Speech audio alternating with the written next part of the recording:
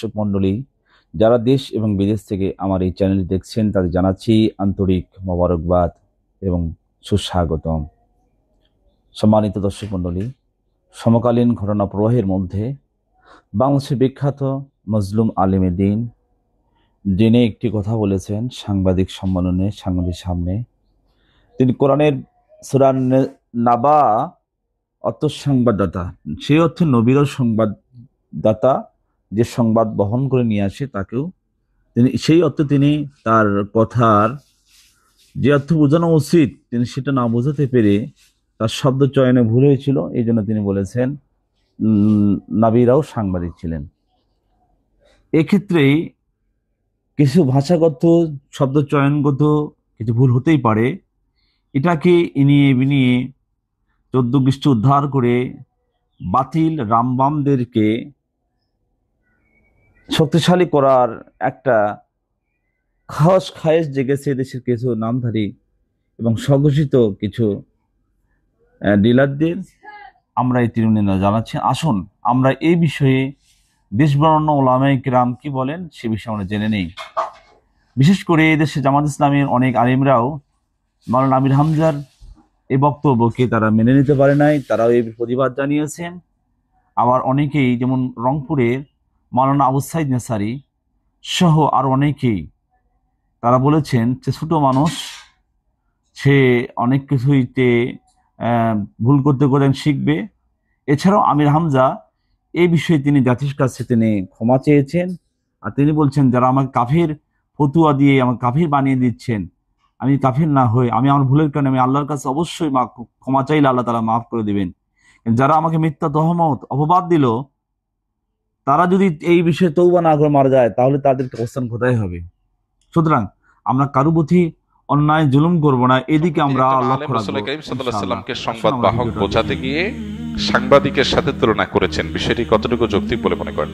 প্রথম কথা হলো যে নবী করিম সাল্লাল্লাহু আলাইহি সাল্লামের শানে, আল্লাহর শানে দ্বীনের এ জাতীয় কোর ইস্যুগুলোতে কথা বলতে আমাদের অনেক ভেবেচিন্তে কথা বলতে হবে, অনেক দায়িত্বশীলতার পরিচয় দিতে হবে।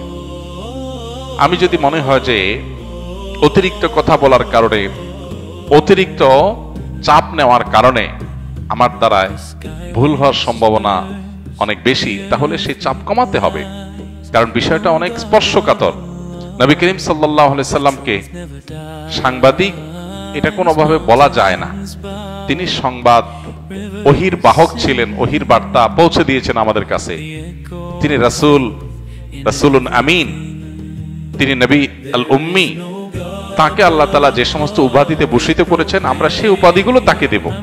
এর বাইরে আমরা নিজেরা কোনো উপাধি যদি দেই যে উপাধিটা তার শানকে ছোট করে, তাহলে সেটা তার শানের খেলাফ, তার শানের সাথে যায় না। মানুষ হিসাবে এরকম শ্রীবক্তাং বা মানুষ হিসাবে এরকম বলার ভুল যদি আমাদের হয়, সাথে সাথে আমাদের সেটা স্বীকার করে ইস্তিগফার করা দরকার। আমাদের কেউই আমরা ভুলের ঊর্ধ্বে না, আমাদের সবারই কম বেশি ভুল হয়।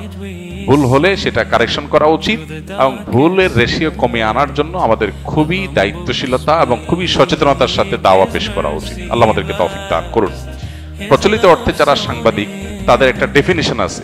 নবী সাল্লাল্লাহু আলাইহি সাল্লামকে এই শব্দ দ্বারা যদি ভূষিত করা হয় তাহলে নবী করিম সাল্লাল্লাহু আলাইহি সাল্লামকে এই ছাঁচে ফেলা হয় এবং একজন সাংবাদিকের মতো করে তাকে মানুষ কল্পনা করবে, ভাববে, যেটা তার শানের খেলাফ, যেটা তার শানে যায় না। তিনি যে আল্লাহর পক্ষ থেকে পাওয়া প্রাপ্ত সংবাদ বা আল্লাহর পক্ষ থেকে প্রাপ্ত ওহী মানুষের কাছে পৌঁছে দিয়েছেন, এটা প্রচলিত অর্থে সাংবাদিকের সংবাদ পরিবেশন করার সাথে তুলনা করার মতো নয়। অতএব এটা শব্দ চয়নগত হয়তো ত্রুটি।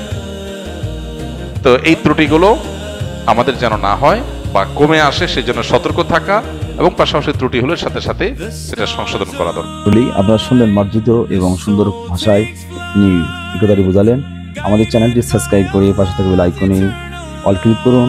আপনাদের সুন্দর মতামতের জন্য একটি কমেন্ট করুন, লাইক দিন এবং আপনার বন্ধু বান্ধব বিশ্বময় এই চ্যানেলটিকে ছড়িয়ে দিতে শেয়ার করুন। সবাইকে ধন্যবাদ। জাযাকাল্লাহ।